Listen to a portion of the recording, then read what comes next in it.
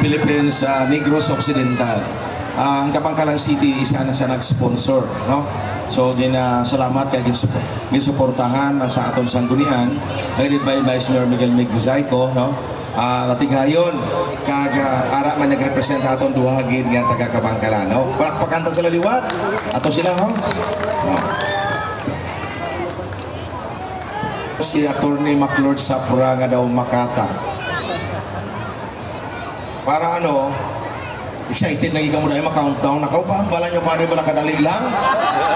Bisan kadali lang. Okay. Yan na to. Message lang anay. Ako ka-excited ako, kagina pa ko gambar, kadugay.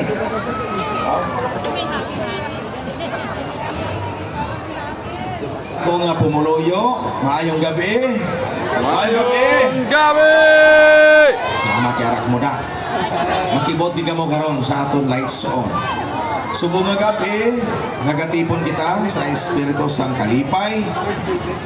Kag pag-isa para sa aton lights on ceremony. Ini nga okasyon nagapakita sang pag-abot sang isa ka panahon nga puno sang paglaom. Kainit kag gugma.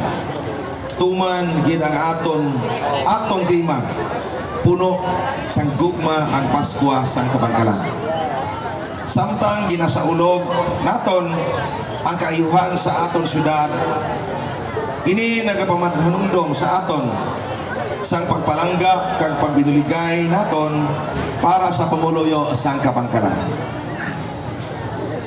Ini simbolo sang tagipusoon sang aton komunidad nga nagasiga kag nagapabatsyag sang aton pag-isa.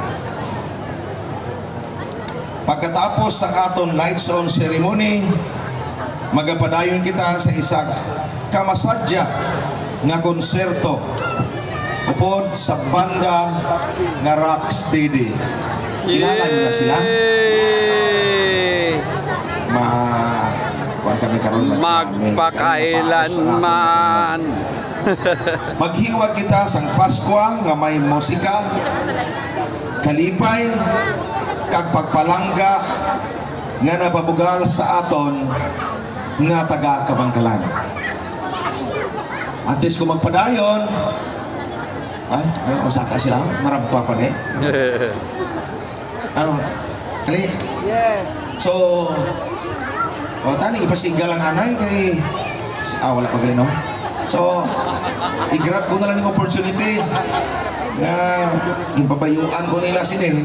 So gusto ko na lang ipakilala sa inyo Kabangkalanon ang babae nga naglumay sa akon. Anay. Gabi pagin lumay.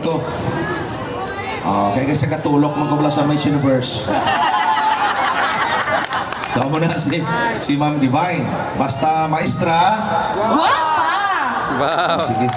Karon na lang sila ipakilala. Subong kag gina-welcome ginaton ang aton bag-o nga Division Schools Division Superintendent Sir ang kasadya puno sang gugma ang Pasko sa Kabangkalan.